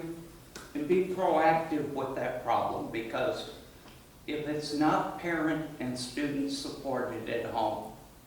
Dr. Reed, there's already been conversations around parent academies that we're starting to try to kind of flesh out a little bit, because we do see the value in helping them come up with strategies and different tools that are working in the schools that can be used at home as well. Yeah, and let them talk. Let them. We'll take this back to Jenny, who is. Yeah, I already put down notes. I think Can we do Miss May and then Toko? Okay. And then I think the last slide is gonna be a great space for us to leave this, because it's gonna be all these pieces coming together in print. Perfect. I just wanted to just say, as we talk about marketing, which I wholeheartedly agree with, I agree with what Mr. Rashawn said. I've been saying that since I've been on the board, that we need to tell our own story. We always wait to tell our story after the bad story has broken. The other piece, though, that goes along with the marketing is that we have to make sure our families that are already in our district know what we offer. So my son matriculated through here. I didn't know anything about dual enrollment. Counselors didn't have time to talk to us. It was like, hey, we're gonna put you in these classes and move on. So we're missing the kids that are here. So again, when we go back to engagement, we can offer all of these wonderful things on paper, but if we don't tell our kids that they exist, we're only telling a certain pocket of kids about opportunities, we're missing out. So that's one of the pieces that I feel like, yes, marketing, most definitely, but we need to start marketing within. that is huge, because we do offer a lot of things, but people don't know that we offer them, and kids don't have access to them. 25 pathways to graduation. Yeah, Kimberly, you got me before I was gonna say it. Just to give you, because right now we're talking about data. We have programs in our district, like I said. This building right here is servicing 80% of the kids are from outside of the district. Here's the dilemma, and I'm just gonna be frank. You have the foundation allowance. So this is how this started years ago in this space, because the foundation allowance basically gives us an opportunity to run the district. We're taking 80% of our kids from outside of the district. That's fiscally, and we're in a better place by doing that. But from servicing our kids, we're not. So our kids need this, from our community, needs this program. I'm just going to talk to this one, and I'll talk to the unique one over the two unique programs we have.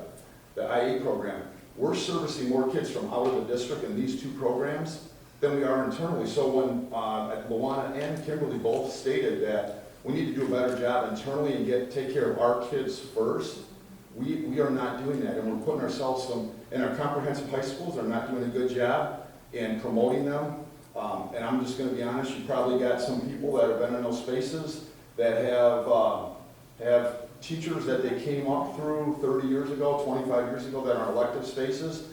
So they're a little bit hesitant about directing the kid to the right direction instead of and putting them in a classroom. So because the person who's in that class is, they don't want to lose a job. So that is the reality. That's the sad reality of a lot of the things that are going on here that we can be better at recognizing. Scott, the other reality is we have new leadership in different buildings and different departments in the central office, and now it's more of us just giving guidance as to doing what you just said. We need to make sure that we have a clear direction that's being and expectations that are being asked of those people that are in leadership roles, because you're right, there's some things that have just been the status quo, and now we're at a point where we need to do things a little different. So, my question would be then, do we have enough education with our staff as to these programs, and do we have enough people in place, such as sponsors? I think we have more than enough staff and education. It's more about a clear direction about what our expectations are for them. And what's best for kids, they have to think about not what's best for adults, but for kids. Let me tell you what's in my head, because knowing we're having a goals conversation in a closed session, so I heard marketing and engagement in a proactive way, and I would love to create a goal around that, then begin to sift through what does that look like, and get your perspective, as well as think about ideas that we could capture for the year. But that is terribly exciting to me. I get goosebumps when I hear you talking about that. It's time, it's time. Yep. It's time. All right, Nancy, let me. And how can we bring it from data rather than thoughts and opinions and presumptions? So what is really going on? And who do we need to ask and what do we need to do? So I have loved this entire conversation. It's truly been a privilege. I know I said that to be a part of it, and I love that you're thinking and so supportive of what's going on. And so in addition to all these departments, the question then becomes, how can the school board support these initiatives? And so you have been given some sticky notes, and then I gave you, can I see that for a minute? Thank you very much. I gave you some ChatGPT versions of how traditionally school boards can support strategic planning.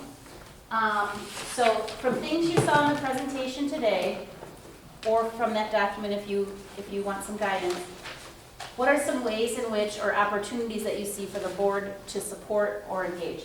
Can I just make a couple corrections on ChatGPT real quick? Yeah. About our role. That's why I qualified. Yeah, no, and I appreciate that. And I was going to pick it up. So really quick, just under setting vision and direction, we approve the goals, the mission, and the vision statement. That's it. We don't approve like the whole plan, right? The other piece was under oversight and accountability. Just a second bullet that we hold the superintendent and not the leadership team. Superintendent is our only employee. So I just didn't want us to put stuff up there that wasn't Great what we do. clarification, thank you. Thank you for this. Oh, man, we would be powerful if we was over there. Say that, Mitchell. You have to say that and go, mwah, So Nancy, to clarify their task, they're using Post-it notes, like one Post-it note a thought? Yes, one Post-it note per thought of how the board can support, is interested in supporting the concepts today as far as our strategic plan.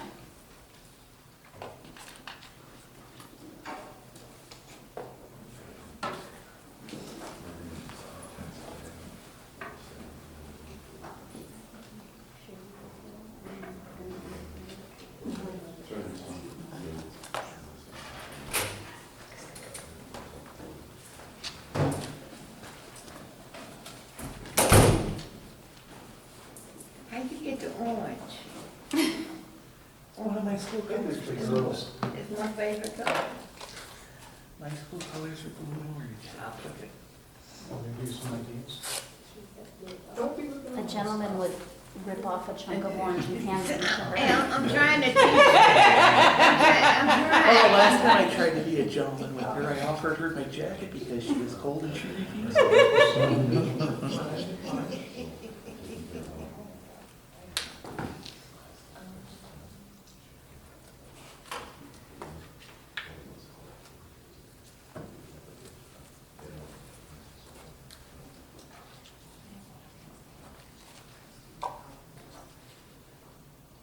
Is it break time? You can take a break anytime you'd like. She said one message. It's one per sticky. So you can write more than one, just try to limit it to one per stickies, because later you're gonna do something with them, not today.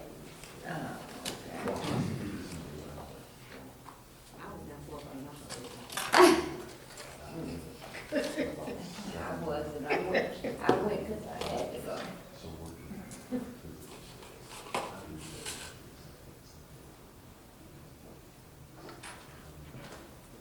You can do 25 if you like.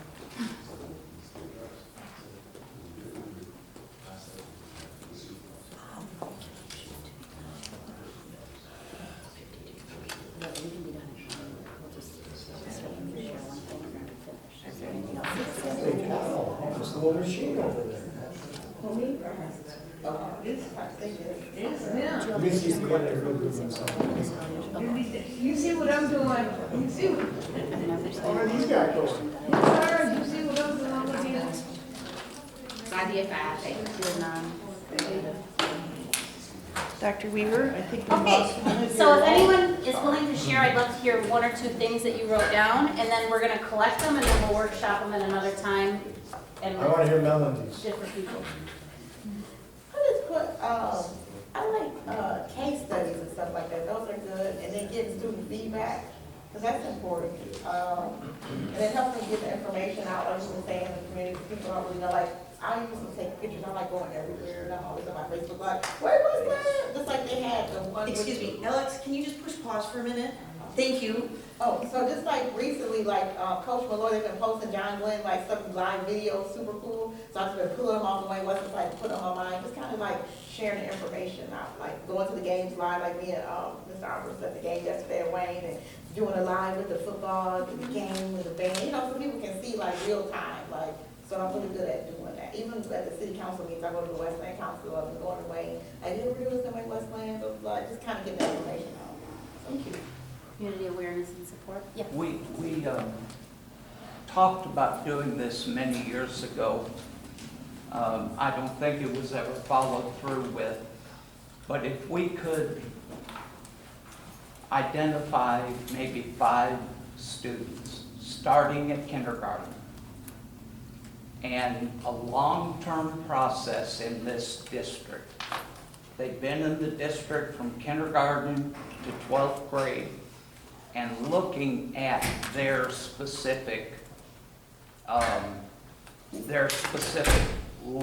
what they got out of the teaching that they had. I think it's an interesting concept because we tend to look at the kids as the hundreds or the thousands, but if we did a blind study of certain kids as they matriculated through our schools, that I think we'd have a much better understanding of what our students are going through. And also, the board approves and supports the curriculum. Thank you. So that's how they. Ms. Bailey? So I have monitor progress through board meetings, so maybe add to every agenda. Following what Mel said, the ambassadors, financial security, financial support and stability, review and adopt policies so that they are aligning with the strategic plan, or gonna have say in our lane. So, Thank you. thank you. Who would like to go next?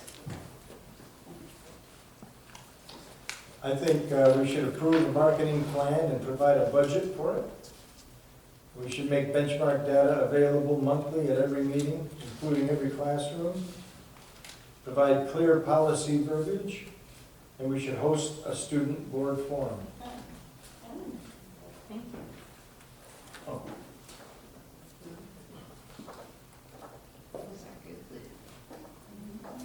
Anybody have others you'd like to share? They basically the same. The same? You know, in community engagement and marketing. That's where you'll see these themes come Yeah. together, so when you guys come back to it, you'll create those themes.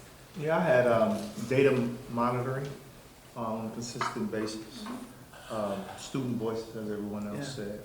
I also had remembering that we're ambassadors for the district as a board, making sure that we're knowledgeable of what's going on and talking to the community on what's going on. Thank you. Thank you, Shannon. You know, sometimes it would help to have that elevator, that elevated speech, you know, that you can just throw out there. Yeah, you know, Wayne was saying, you know, because sometimes you don't have a lot of time, you know. And the elevator speech keep me on target. Because if I'm not on target, I start talking about how pretty I am and, you know, and everything. So, and I throw a joke out there, so it helps to have that elevator speech. And what I connected with is if we're talking about marketing, you could, like, once a month get a different elevator speech, so that I like it. Throw it out there. Andrew? So, one thing I've noticed since I've been on the board, we have all these different committees. And I take a look here, one of the bullet points, approves budgets and aligns resources. Well, we have two committees, but I don't think there's a lot of talk between the two committees. And I'll talk finance and student achievement. What better way to align resources to where they needed than to say Shannon and I need to sit down. And I've learned this from a systems engineering approach. When you build a car, you gotta make sure everything works right. And so maybe at some point, the committee chairmen need to get together and have talks about, well, this is what we talked about.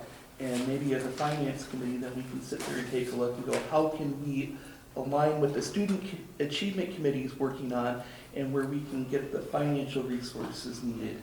And the policy. And then work with the policy committee to get that. Make sure we add you Thank you for bringing that forward. I like that, because before I was part of the discipline hearings and everything, I had no idea the rate that we was putting students out of school. And the board members don't know that because they're not part of that, and it's just something that we don't talk about. But you know, this is early in the semester, but last year, you know, students was getting sent home for the rest of the semester. Matter of fact, what's this, the second week in school? Oh. I don't want to get kicked off the committee, but we already got a student that's gone for the whole year. And it's just the second week of school. And I think that goes back to the MTSS supports, But right? see, like the other board members, they not part of that committee, they have no, hey, look at him, look, he have no idea about that. Right.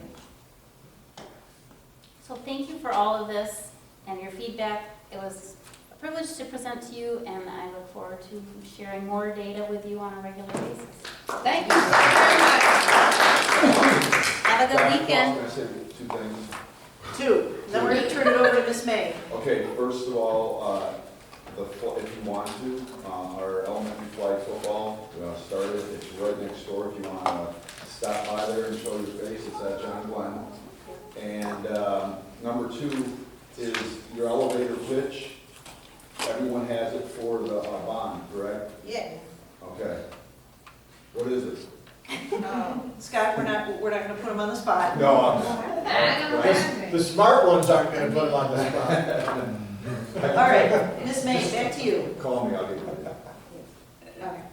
So we are now at 131.26 in our agenda, citizens' comments. I do not think we have any citizens with us this afternoon for this morning, and so we will move to 132.26, interim superintendent's comments or report, Dr. Cross.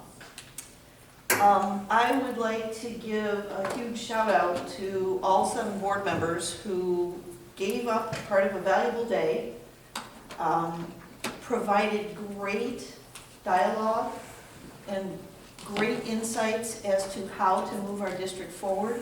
I felt like you were all on the same page, and that collaborative effort is what is really going to lead us, and I'm grateful, so thank you. Thank you to Nancy. I really got a lot out of your presentation. Nick, thank you for being here as well, and great things are going to happen. I'm excited. Thank you.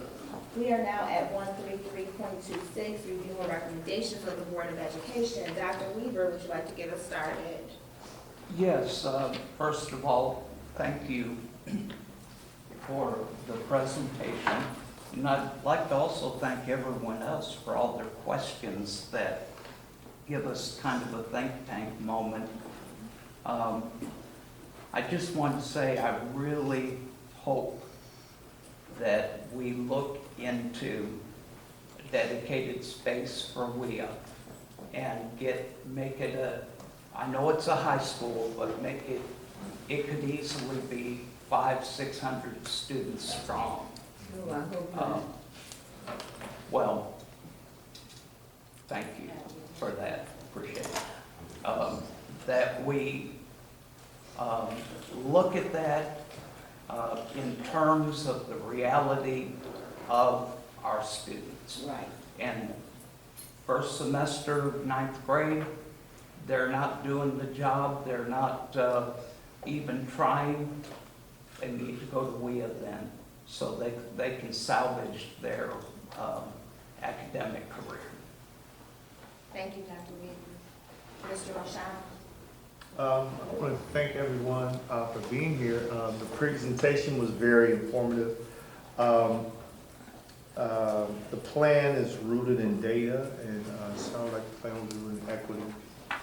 And however, I want to make sure that this plan is just not a document, but it's attainable and something that can be implemented where the families of the community, the students, all will be able to see all this come into play.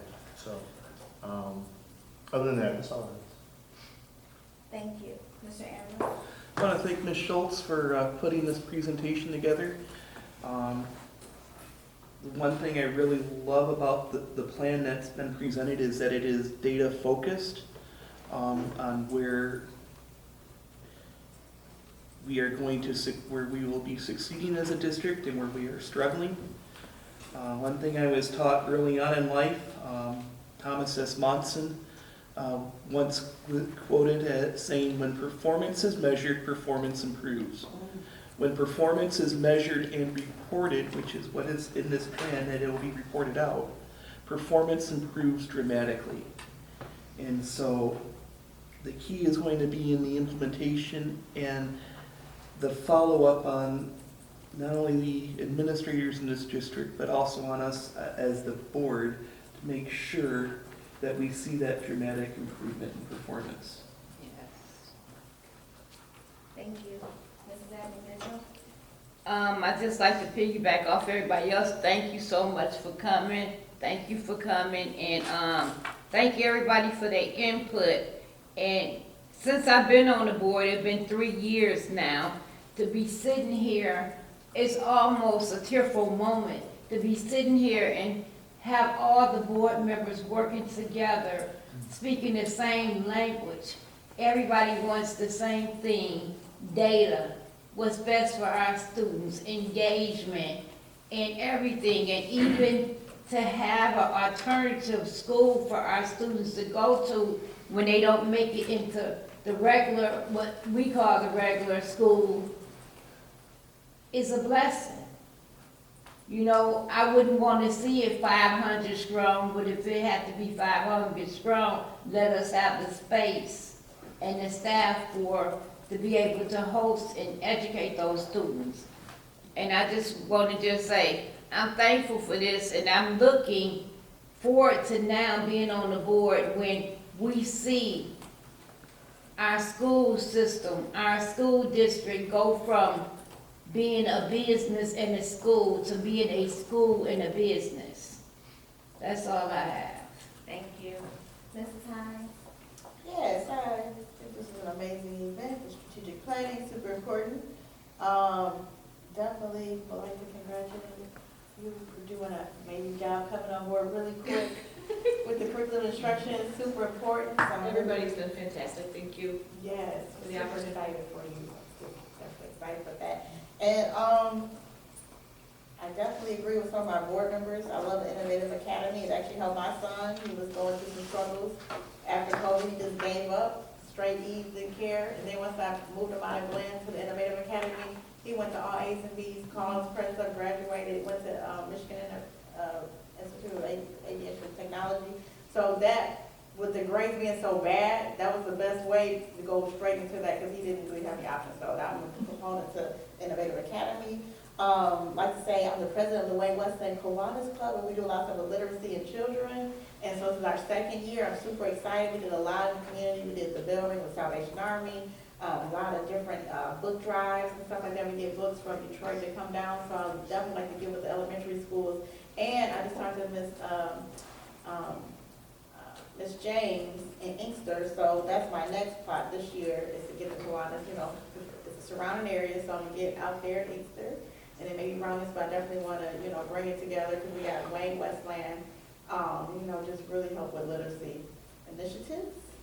And Sunday, we're having this Get Back to Church at New Hope Church, so we're inviting everybody in the community to come out. Because I know they do a lot with our schools too. They were doing some donations to David Higgs and Franklin and stuff like that. So it's nice to have that extra community support with our kids. And that's it. Thank you so much, Mr. Cox. Thank you, President May. You know, it was said earlier tonight that the teachers are professionals and they want to be successful. And this is something I've been saying ever since I got here. They absolutely do. They're dedicated to this, and they want to know that their life's work is meaningful, and it's making a difference in the lives of young people. They know, when you go to work to build a car, if the car looks good when it leaves, you did your job, but if you don't do a good job in the classroom, that kid's going to suffer for it. And by the same token, if you do a good job, that child's going to benefit the rest of their lives. So when we're talking about taking kids who aren't being successful in our schools and giving them the opportunity to go to the Innovative Academy, what we're not saying is we want to carve you out so that our numbers get better, but we want to recognize that this isn't working for you, and we need to put you in a position where you can win. I will tell you, that's what anybody that loves you would do for you, and that's what anybody at the school district should do. If it is obvious to us that you are not excelling in this environment, we need to immediately change the environment and give you an opportunity to learn. And I think we need to jump right on that. That's a great idea. I don't know why we didn't think of it early. I don't know why you didn't think of it early, Dr. Weaver. And the second thing I'd like to say is this Executive Leadership Committee, sitting over here at this table, has done a remarkable job in this school district. Think about what they've gone through. And they've gone through it all. And now they're working effectively with Dr. Cost, who has put us in a very good position today. This was very needed. We didn't even know how needed it was, but she did. And I think that credit goes to the Board of Education that put her in this position. So thank you to my colleagues for putting somebody who can understand, who can get to work and know exactly what needs to be done and have the ability to work with our team to get those things done. And look how, as far as I'm concerned, any criticism that the Board of Education took over the last few months over this decision is gone today. That's how I feel about it. Thank you. Thank you. Thank you, everyone, for your comments. I definitely want to say thank you to everyone, to our executive committee for being here this morning, to Mrs. Markey, she is always there. Thank you so much. You take such good care of the board and just the entire team. Mrs. Schultz, thank you so much for your presentation today. It was very informative, and I really just appreciated the space for the board to learn all of the things that are taking place. So I do appreciate that. I appreciate my fellow board colleagues for being here on a Saturday. I know Saturdays are hard, but this work is so important and it's so needed. So thank you all for being here. Dr. Cost, thank you for, when I came to you about this, being able to take the lead on it and making it happen. So thank you for that. The benefit behind board workshops, when we have our board meetings, they're so formal, you don't really have the opportunity to just kind of ask the questions that you'd like to ask and even just have a dialogue to hear what other board members are thinking. And so that's where the value comes in having a board workshop. I think we learned a lot today. I think we learned a lot from each other just in terms of where we sit in alignment. And so often at the board table, it feels like maybe we're not in alignment, but we truly, truly are. And so I'm appreciative of that today. One of the things I'd like to highlight coming from this for me today was the appreciation of hearing us talk about strengthening Tier 1 and the need for Tier 1, because so often we would hear about the interventions and not necessarily hearing if the interventions are working. It doesn't feel like they're working because we're still looking at data that's showing, for example, 93% of the students are not proficient. And so being able to hear that, like, hey, we recognize and we want to work on Tier 1. We want to work on student engagement. And one of the things that I also just like to lift is that piece around student voice. We have a lot of conversation today about what students need, what has to happen with students. And I hear a lot of doing things to students, but not necessarily talking to students. And so I don't disagree with expanding WWIA and having those supports, but having that opportunity to talk to the kids and ask them what do they need, and not us just doing to them, hey, you're not making the grades, we're gonna put you over here because this is what we see. Well, what do you need? Because maybe you do need WWIA, and maybe they express that to us, or maybe they need something different. So I think that student voice piece is extremely important, and just remembering that, which I think I heard this throughout the conversation today, that all of our children are our children. So no matter what they're going through, they're all children, and they're all of our children. And so with that, I'm going to move us to item 134.26, follow up to Board of Education questions. Are there any? I think we have any today. Nope, and if not, then we're at 135.26, looking for a motion for adjournment. So moved. All in favor? Oh, yeah, nope. Thank you, guys. See you later.